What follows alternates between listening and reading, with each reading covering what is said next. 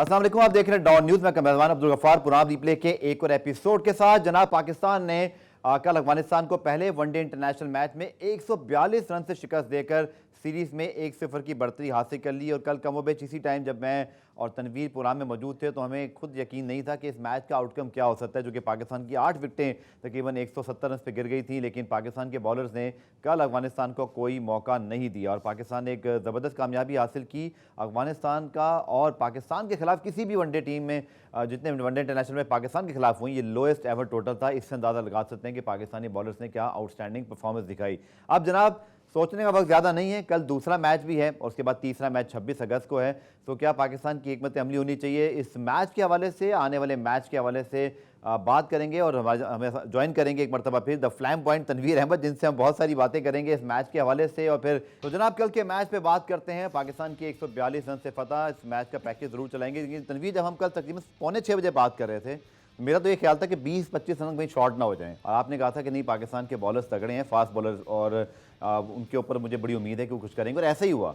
मतलब जहाँ जिस विकेट पर स्पिनर्स ने डोमिनेट किया, वहाँ हमारे स्पिनर्स की ज़रूरत ही महसूस नहीं हुई। हमारा फास्ट बॉलिंग डिपार्टमेंट कल में पड़ोस में भी बहुत सारे यूट्यूब चैनल को सुन रहा था, तो एक धाक भी बिठाई कि यार ये तो बड़ी ज़बरदस्त किस्म की बॉलिंग अटैक है, जिसमें तीनों जेन्युइन फास्ट बॉलर हैं, तीनों 140 प्लस हैं, और तीनों ऐसी बॉलिंग कर रहे हैं कि अगर ये एक जौबन पर हुए तो किसी भी टीम को जो है वो तहस नहस कर सकते हैं। बट अफगानिस्तान के खिलाफ किया है ऐसा सब। तनवीर, बॉलिंग पर, क्योंकि हम बैटिंग पे तो कल बहुत बात कर चुके थे, तो ओवरऑल बात करते हैं। कल जो बॉलिंग पाकिस्तान ने की है, जो हारिस रऊफ का फाइफर है, राशिद खान को गेंद जब पहुंच गया पीछे तब नजर आया, इतनी मतलब ज़बरदस्त फास्ट बॉलिंग हुई। इस विकेट पर क्या ये आसान थी? देखिए, सबसे पहले तो आपने ये खोज लगानी है कि हेनरी ओलंगा ने जो हीट स्ट्रीक के बारे में जो बात की, हमें उनकी खबर ना कहीं आ जाए, क्योंकि हीट स्ट्रीक तो उनको ढूंढ रहे होंगे कि भाई आपने हीट स्ट्रीक ने उनको व्हाट्सएप किया है, भाई मैं जिंदा हूं, आपने किस किस्म की खबर मुझे दी है। हाँ, ये अलग सुबह जब सब बच्चे कोई स्कूल छोड़ने जा रहा है, कोई स्कूल जा रहा है, तो खबर मौजूद थी, अपने ही गिराते हैं नशेमन में बिजलियां। और मैंने देखा कि वीवीएस लक्ष्मण, अनिल कुंबले और पत्नी कौन कौन से और भारतीय और बहुत सारे लोगों ने इस पे ट्वीट भी कर दिया।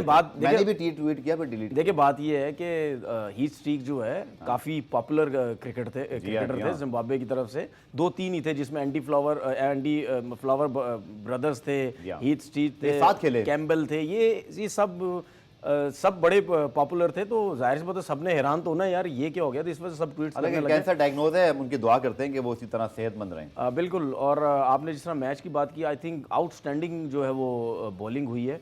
और जिस तरह हमने पहले भी बात की थी शो में कि पाकिस्तान की बैटिंग का मुकाबला होना चाहिए उनकी बॉलिंग से, पाकिस्तान की बॉलिंग का मुकाबला अफगानिस्तान की बैटिंग से नहीं होना चाहिए। ठीक है, क्रिकेट है, कुछ भी हो सकता है, लेकिन जो मैं समझता था वो यही समझता हूं कि आपने, जिस तरह हमने कल भी बात की थी कि पाकिस्तान ने जब 201 किया तो हम यही समझ रहे थे कि अभी मैच खत्म नहीं हुआ।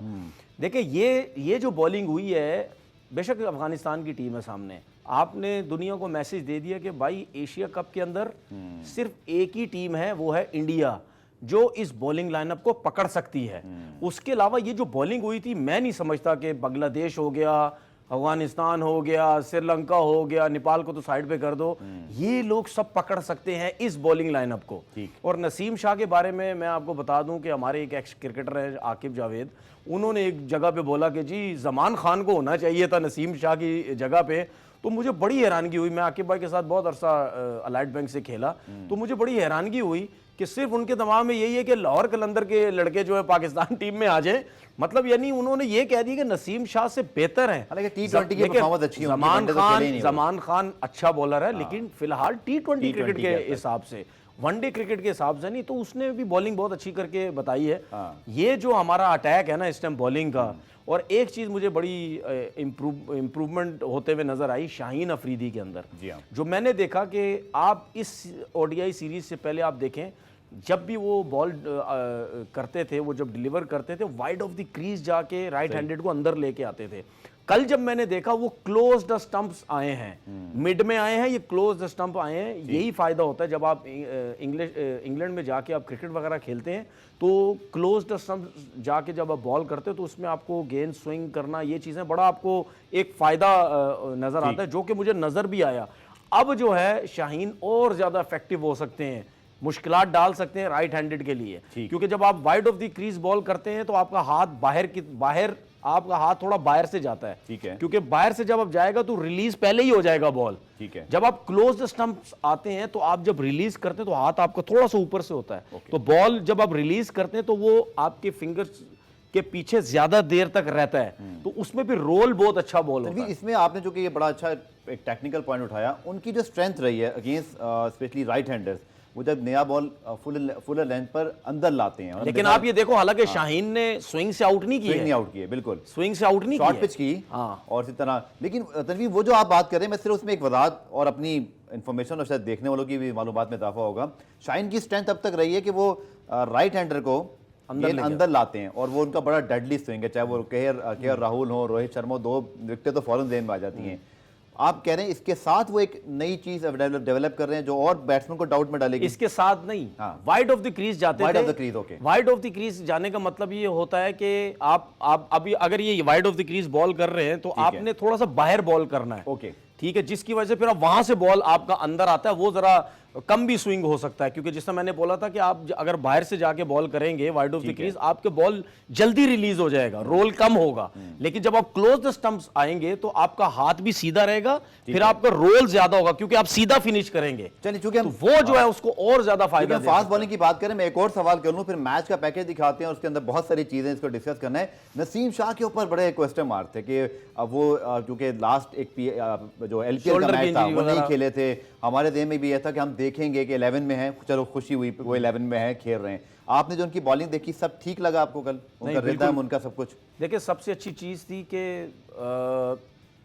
लाइन और लेंथ बड़ी अच्छी थी, ठीक। उसकी वजह ये भी हो सकती है कि मॉर्नी मॉर्कल जिस तरीके से बॉलिंग करते थे, उन लोगों की स्ट्रेंथ ही यही थी। वो जो जिस कंडीशन में लाइन पकड़ ली, जिस कंडीशन में वो बॉलिंग करते थे, एयर की जरूरत नहीं पड़ती, क्योंकि उनकी पिचेस ऐसी ना, हार्ड पिचेस थी। सही है। आप हार्ड पिचेस पे जब आप गुड लेंथ पे पिच पे जब हिट करेंगे बॉल, वो फ्लाई करता है, उसमें सीम होता है बॉल बहुत ज्यादा। और नसीम शाह का जो एक्शन है, वो जितना बॉल हिट करोगे वो ज्यादा आपको फील अच्छा, उसको वो बॉलिंग ज्यादा अच्छी करेगा, क्योंकि आपने देखा उनका बॉल सीम बड़ा ये होता चीज है। तनवीर हमने टेस्ट सीरीज में भी देखी थी, लग ये रहा था कि जैसे मॉर्ने मॉर्कल ने और नसीम शाह ने मिलकर कोई एक प्लान बनाया, चाहे वो फास्ट बॉलिंग थी जिसमें एक ओवर में उन्होंने 2-3 मरतबा आउट किया और रिव्यू होते रहे, लेकिन नजर आता है कि वो बहुत ज्यादा थ्रेटनिंग होते जा रहे हैं। तो लगता यही है कि स्पेशली मॉर्ने मॉर्कल के साथ मिलकर अगर कोई प्लान बना है या मॉर्ने मॉर्कल उन पर काम कर रहे हैं, नसीम की बॉलिंग में एक स्किल और एक शार्पनेस नजर आ रही है। हालांकि बड़े अनलकी बॉलर हैं, हर बहुत सारी विकेटें लेने के बावजूद उनकी बहुत सारी विकेटें हमें लगता है कि नहीं मिल पाती उनको जो वो डिजर्व कर रहे होते हैं। देखिए,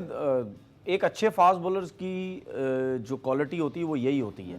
अब देखें, हारिस रऊफ एक डिफरेंट एक्शन है, डिफरेंट लाइन और लेंथ है, ठीक है। नसीम शाह की डिफरेंट है। नसीम शाह को अगर आप देखें, उनके एक्शन से या बॉल वो जब वो करते हैं उससे एक आइडिया होता है कि ये जितना बॉल हिट करेंगे, गुड लेंथ पे बॉल करेंगे, उतना वो ज्यादा मुश्किलात डाल सकते हैं। हारिस रऊफ का जो एक्शन है वो थोड़ा स्लिंगिंग एक्शन है, एयर में ज्यादा बॉल स्विंग करते हैं, आगे बॉल पिच करते हैं, जिसकी वजह से उनकी जो बॉलिंग है वो आगे है। नहीं, आप देख लें, जितनी दफा भी वो आउट करेंगे वो ज्यादातर आगे बॉल करेंगे, रिवर्स स्विंग पे भी आगे यॉर्कर्स करेंगे, रिवर्स स्विंग करेंगे, नया बॉल भी आगे पिच करेंगे। शाहीन जो है वो भी थोड़ा डिफरेंट है। शाहीन आगे बॉल भी कर सकते हैं, वो गुड लेंथ पे भी बॉलिंग कर सकते हैं, सारे डिफरेंट है, सब डिफरेंट है। यही एक अच्छे बॉलिंग कोच की एक निशानी होती है कि आपके पास जो डिफरेंट बॉलर्स हैं उनमें आपने किस तरह इंप्रूवमेंट लेके आनी है। लेकिन फिलहाल मुझे ऐसा लगता है कि नो डाउट आपके पास बॉलिंग कोच की जरूरत होती है,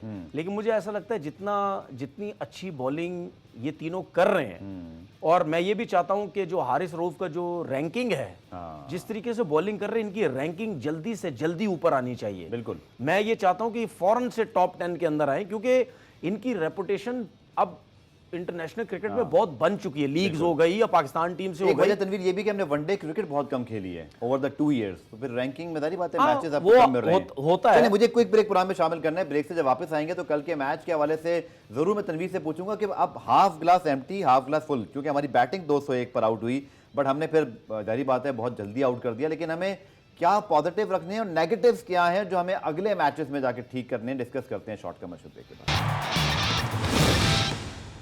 पुराम रिप्ले में खुशामदीद। पाकिस्तान की 142 रन से बड़ी फतह। लेकिन हमने देखा कि ओवर द ईयर्स पाकिस्तान कहीं भी जाए तो बायलैटरल सीरीज़ का या किसी ट्राई सीरीज़ का या इवन वर्ल्ड कप का पहला या एक आध मैच हम थोड़ा सा शेकी होते हैं, फिर रिकवर करते हैं। अब 201 जो ऑल आउट है, अगेन हम जरूर 142 रन की फतह और 59 को सेलिब्रेट करें, बट 201 रन ऑल आउट, आपको लगता है कि शायद इससे बेहतर हम परफॉर्मेंस कर सकते थे एज अ बैटिंग यूनिट? हम 250-60 लगाते, चाहे जैसी विकेट थी। पाकिस्तान है, हम वर्ल्ड कप के फेवरेट टीमों में शुमार हो रहे हैं और अफगानिस्तान ने हमें 201 पे ऑल आउट किया, तो ये तो कंसर्न रिमेन रहेगा ना पहले मैच से। देखें, हम सिर्फ ये चीज़ देख लेते हैं कि जी 201 पे पूरी टीम आउट हो गई। ठीक है। हम लोग ये नहीं देखते कि हमने गलतियां क्या की हैं। अगर वो गलतियां नहीं करते तो हम 250 रन भी कर सकते थे, 270-75 भी कर सकते थे। सबसे पहली चीज़ क्या कि बाबर आउट हुआ। अगर बाबर आउट नहीं होता तो 250 से ज़्यादा रन होते हमारे। अच्छा, वो तो एक चलो बॉल अच्छा हो गया, गलत शॉट्स कहाँ खेले गए? उसने फ़खर जमान ने वो गलत शॉट खेला, आपने ना बॉल देखा ना कुछ, आपने शॉट खेल दिया ऑफ स्टंप से इतना बार। उसके बाद आप इफ्तिखार को देख लो, इफ्तिखार कैसे जो है वो आउट हुआ। फिर उसके बाद सलमान अली आगा को बॉल ही रीड नहीं हुआ। जी हाँ, राशिद का वो जो लेग बिफोर हो गए गुगली पे उन्होंने जो किया। रिजवान बहुत अच्छा खेल रहे थे लेकिन वो भी मतलब तेज़ खेलने की बहुत ज़्यादा कोशिश कर रहे थे, वो कुछ नहीं कर सके। तो इस तरीके से फिर आप थोड़ा सा अपने चीज़ों को सही करने की जो है वो कोशिश करते हैं। इमाम का मैं आपको बोलूँगा नहीं, फिर बात शुरू हो जाएगी। मैं ये समझता हूँ नहीं, मैं ये समझता हूँ शॉट उनका भी ठीक नहीं था। नहीं, वो तो चले 35 ओवर के बाद उन्होंने शॉट खेला। अगर मैं ये समझता हूँ कि अगर उन्होंने 61 रन किए थे 94 बॉल्स पे, उनको और कम बॉल पे करने चाहिए थे। मैं ये नहीं कहता जी 61 रन 60 बॉल पे कर दे, और आने वाले मैच में इससे बेहतर कर लें। आप 94 बॉल मुझे ज़्यादा लग रही थी, आप 80 बॉल पे करते, 75 बॉल पे करते, आप सेट थे। थोड़ा सा रन चलाने, ये थोड़ी सी जो चीज़ें ये आपने करनी है। आपके 201 रन में से 30 रन तो इफ्तिखार के 41 बॉलों पे, 39 रन आपके शादाब के 50 बॉलों पे। अगर ये रन नहीं करते तो फिर आपकी टीम 150 पे आउट थी। तो उनको भी क्रेडिट देना है। बिल्कुल है, उनको क्रेडिट, खासतौर पर शादाब ने जिस तरह उनको नीचे आके रन बिल्कुल किए। उनको क्रेडिट देने का मतलब ये है कि भाई ऊपर के जो 4 प्लेयर हैं वो क्यों नहीं कुछ कर रहे जब नीचे के आके सब कुछ कर रहे हैं। ठीक है। अगर इतना स्पिन हो रहा है, ब्रेक हो रहा है, और अगर इतनी फास्ट बॉलिंग की तो स्ट्रेंथ ही नहीं थी उनकी। ठीक है। अगर इतनी ब्रेक हो रही थी तो फिर ये कैसे रन कर गए? ठीक है। तो इसका मतलब ये है कि आप लोगों ने जल्दबाजी की है या आपने उनके ऊपर प्रेशर डाला ही नहीं। पाकिस्तान वे के चक्कर में तो नहीं रहे हम लोग। किसके चक्कर में? पाकिस्तान वे के थोड़ा डोमिनेंस दिखाते हैं, क्योंकि शॉट ठीक है, शॉट सिलेक्शन कभी आपकी आगे पीछे हो जाती है। लेकिन एक सवाल तनवीर, अब ये शायद बड़ा अजीब सवाल है।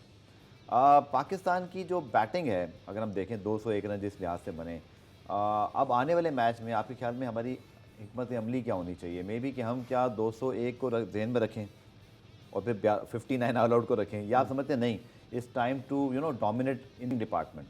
दूसरा जो मेरे सवाल था वो मैं पीछे रह गया था, वो ये था कि हमारी स्पिन डिपार्टमेंट का इतना यूटिलाइज नहीं हुआ। तो क्या ये कंसर्न है, या आप समझते हैं नहीं अगर हमारी बॉलिंग फास्ट बॉलिंग इतनी अच्छी है, मैचेज जितवा रही, तो स्पिनर मतलब जब वो मौका मिलेगा तो परफॉर्म कर लेंगे, या हमें अगले मैचों में कुछ खास ऐसा करना चाहिए कि फास्ट बॉलर बिठाएं, थोड़ा स्पिनर्स को आगे लाएं, वर्ल्ड कप को ध्यान में रखें? नहीं, वर्ल्ड कप को छोड़ दें, अभी एशिया कप है। ऐसा नहीं है कि जिम्बाब्वे की सीरीज के बाद आपने घर जाके बैठ जाना है, आपने एशिया कप खेलना है। ठीक है। तो स्पिनर्स की भी बॉलिंग बहुत ज़रूरी है। और अब लाजमी नहीं है कि हारिस ने कल आउट किया या शाहीन ने या इसने नसीम ने अच्छी बॉलिंग की तो अगले मैच पे भी करेंगे। स्पिनर्स के ऊपर आएगा प्रेशर, उन्होंने करनी है बॉलिंग। और आपने जिस बात की आप ये भी कर सकते हैं, 2 मैचेस में अगर स्पिनर्स की ज़्यादा बॉलिंग नहीं आती, आप स्पिनर्स को ले आओ, आप उनको सर्किल में बॉल करा लो, जल्दी बॉल आप करवा लो, जैसे अफगानिस्तान ने किया। आप करवा सकते हैं क्योंकि आप देखिए, हमने जिससे पहले बात की थी, अफगानिस्तान की जो सीरीज़ है वो ये डिसाइड करेगी आपका कॉम्बिनेशन, आपकी स्ट्राइक रेट, आपकी एवरेज, आपका कौन खेल रहा है कौन नहीं खेल रहा, आपके स्पिनर बॉलिंग कैसे कर रहे हैं, आपके फास्ट बॉलिंग कैसे कर रहे हैं। ये बड़ा अच्छा कल दूसरा मैच है तनवीर, उसके ऊपर मैं आपकी जरूर राय लूंगा कि कल हमें क्या तब्दीलियां करनी है, क्योंकि जो मैच हम जीत गए, तनवीर से मैं बिल्कुल एग्री करता हूं कि एशिया कप को माइंड में रखकर प्रिपरेशंस भी करनी। कल के मैच में हमारी क्या हिकमत अमली नीचे डिस्कस करते हैं शॉर्ट कमर्शियल ब्रेक के बाद। पुरान रिप्ले में खुशामदीद। एक सवाल मैं तनवीर से जरूर करूंगा क्योंकि कल हमारी कन्वर्सेशन हुई थी, तनवीर उस पर बात पता नहीं करना चाहते हैं नहीं, लेकिन तनवीर 201 और फिर 59 ऑल आउट और इमामुल हक ने बनाए 61। इस मैच के कॉन्टेक्स्ट में बाद में तो उनकी इनिंग अच्छी साबित नहीं हुई, आप ही क्या राय है? मैच के कॉन्टेक्स्ट में मैं उनके स्ट्राइक रेट पीछे की बात नहीं कर रहा, आपके कुछ पॉइंट्स ठीक भी हैं, कई जगह पर उनको बेहतर खेलना चाहिए था और इससे बेहतर वो स्ट्राइक रेट कर सकते हैं। डेफिनेटली 83 का उनका स्ट्राइक रेट है, तो डेफिनेटली आजकल के लिहाज से 90 टच होना चाहिए। Totally agree with you. मैं सिर्फ कल के कॉन्टेक्स्ट में, कल की मैं इनिंग पे बात कर रहा हूँ कि उस विकेट पर क्या वो एक बेहतर कैलकुलेशन वाली इनिंग थी या नहीं थी? अच्छा, अब आपने मुझसे एक सवाल किया ना, मैं आपसे एक सवाल करता हूँ प्लीज़। 201 में 61 इमाम के, जी जी, इफ्तिखार के 30, शादाब के 39, ठीक है। इन दोनों के रन्स निकाल दो तो टीम कितने रन्स पे खड़ी है? तीनों के निकालते हैं ना फिर? नहीं, 100 रन, तकरीबन 100 रन। मैं मेरी बात, इमाम के मत निकालो अभी बल्कि नहीं, भाई, 120। खुदा के लिए हाँ। मैं उसके अगेंस्ट नहीं हूं, ये हम एक डिबेट कर रहे हैं। हाँ जी जी, ठीक है, इन दोनों के 39 और वो 40 रन समझो 69 निकाल हो लो, गए ना, 69। 70 रन आपने समझो 70 रन निकाल ठीक दिए, है।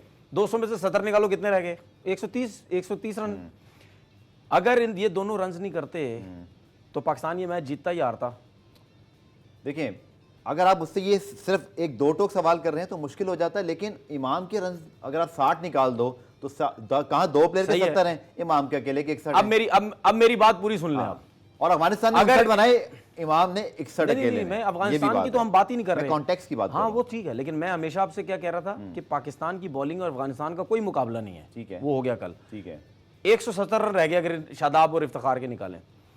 कम रह गए बल्कि। ठीक है, 130 नहीं क्यों? नहीं 201 है ना, 60 निकाल दें तो 140 रह गए। मैं आपको करेक्ट कर रहा हूँ। नहीं 39 उसने की है ना, 39 और 30। तो मैं 40 और 30 पे बात कर रहा हूँ अच्छा, ना। 40-30 इस तरह ठीक है, कर रहा हूँ ठीक है, ना ठीक मैं। है। ज्यादा ना Point करो, क्या लोग है? बोलेंगे इनका हिसाब ही अच्छा, बता। पॉइंट कैलकुलेटर निकाल लो। सही है, 130 रन बनते हैं इन दोनों के रन निकालो तो 130 रन पे तो पाकिस्तान के मैच जीतना मुश्किल हो जाता है। देखो अब ये मत सोचना कि 130 पे भी अफगानिस्तान की टीम 59 पे आउट हो जाती, नहीं, वो उनका फिर स्टाइल डिफरेंट किस्म का होता है, वो प्रॉपर टेस्ट क्रिकेट के हिसाब से खेलते। 201 में से इमाम के 60 निकालें तो कितने बचते हैं?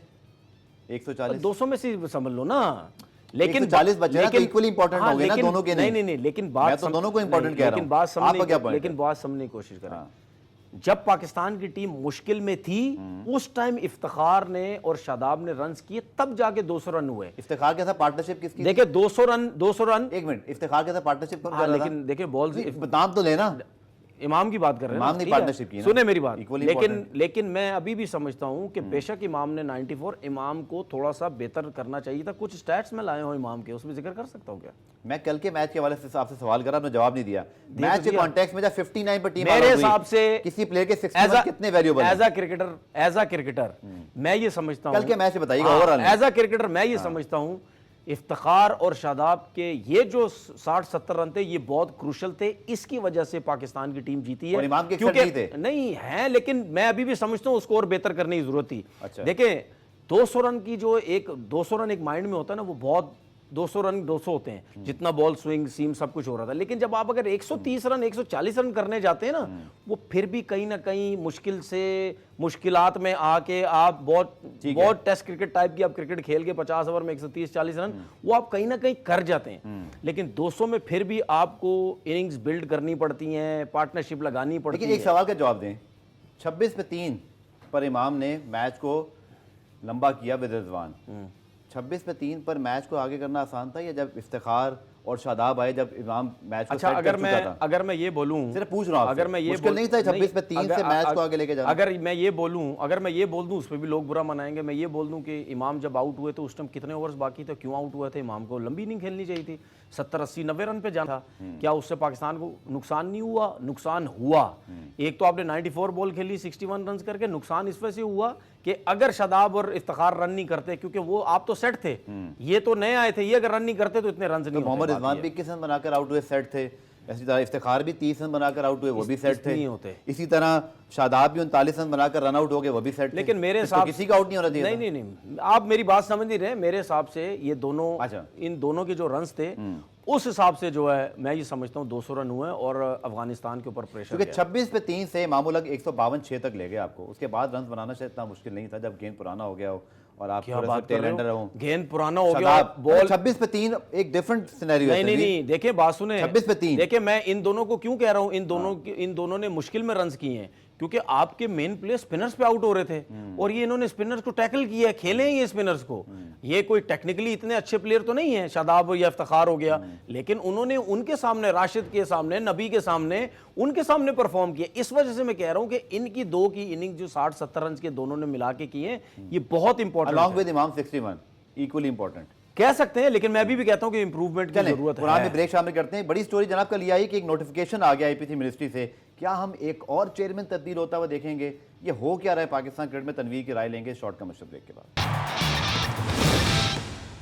प्रोग्राम के आखिरी हिस्से में दो अहम सवाल। तनवीर, कल दूसरा वनडे इंटरनेशनल मैच है, हमारी अप्रोच क्या होनी चाहिए? क्विकली बता दीजिएगा, क्या चेंजेस हम कर सकते हैं या होनी चाहिए आपके ख्याल में? यार वैसे अमूमन तो होता ही यही है कि आपकी जब भी टीम जीती तो आप चेंजिंग्स करते नहीं हैं, लेकिन मैं अभी भी समझता हूँ कि आप सऊद शकील के साथ जाओ, आप रेस्ट करवा दो किसी को भी। आप क्यों नहीं करवा सकते? आप रेस्ट करवा दो किसी को भी फास्ट बॉलिंग में, क्योंकि वहाँ पे ज़्यादा खतरा रहता है, क्योंकि इनको बहुत लंबा हमने चलाना है अभी वर्ल्ड कप तक, अभी इनके कोई 15-16 मैचेस हैं। यार देखें, आपके पास ऑप्शन है, इफ्तिखार का आपके पास ऑप्शन है। अगर आपने सलमान आगा से स्पिन नहीं करवानी तो आपके सलमान आगा को भी, इसका मतलब ये नहीं कि सलमान आगा की जगह नहीं बनती, वो परफॉर्म कर रहा है, आपने ट्राई करने हैं। देखें, अगर आपने ट्राई करने हैं नए प्लेयर्स तो आपने किसी ना किसी को तो बिठाना है ना। बिल्कुल ठीक है, ऐसा तो नहीं है कि आप 12 लड़के खिला दो, आपने किसी ना किसी को तो बिठाना है। फास्ट बॉलिंग में तनवीर को तब्दीली होनी चाहिए, बॉलिंग डिपार्टमेंट में, फास्ट बॉलिंग में स्पेशली शाहीन, नसीम, हारिस, वसीम जूनियर और मुझे नहीं लगता ये अगला मैच जीते। आपकी राय क्या होनी चाहिए? मैं तो चाह रहा था कि पहले मैच ही रेस्ट हो जाए, लेकिन किसी ने एक आध को रेस्ट करवाया, लेकिन मुझे नहीं लगता रेस्ट होगा तीसरे मैच में भी।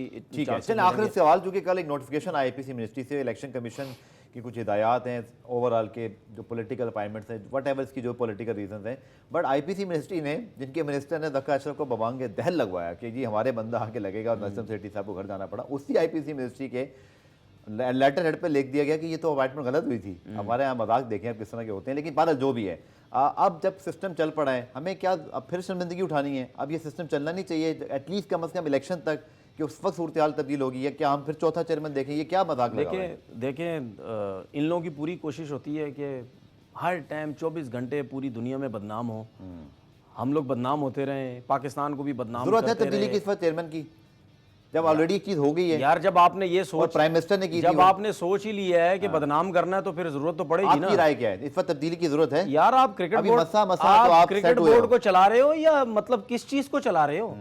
मतलब मजाक बन रहा है यार। आपका चेयरमैन एक जगह पे नहीं बैठ रहा, आपकी क्रिकेट चली जा रही है, आपका सिस्टम धर्म भरम हुआ हुआ है। फर्क नहीं पड़ा, टीम वाली बहुत अच्छी है, और मैंने आपसे ये पॉजिटिव है। यार मैं ये बात मैं कितनी दफा कह चुका हूँ, आपको किसी क्रिकेट बोर्ड की जरूरत नहीं है, आपको किसी कोच की जरूरत नहीं है, आपको किसी की भी जरूरत नहीं है। हमारे प्लेयर खुद ही खेलते हैं नेशनल टैलेंट के ऊपर होती है जो कि आपके यार सेक्टर इन में लोगों आता को है। कोई मतलब शर्म किसी चीज की नहीं आती। हमें अच्छा, ऐसा टेस्ट क्रिकेट हमें शर्म आती है। आपका एक पॉइंट मुझे चाहिए, इस वक्त चेयरमैन की पीसीबी तब्दीली, जब वर्ल्ड कप आ रहा है, एशिया कप आ रहा है, कोई जरूरत है हमें? तो आज की आप बात कर रहे हैं, पहले भी कभी जरूरत नहीं अभी होती थी, जरूरत फिर है, भी जो हो गया अभी जरूरत है इसकी? मैं इस पे कुछ कह ही नहीं सकता। नहीं, वैसे मैं पूछ कह रहा हूँ, कह ही नहीं सकता क्योंकि इधर होते ही सब कुछ यही है, किसी को ठहरने ही नहीं देते।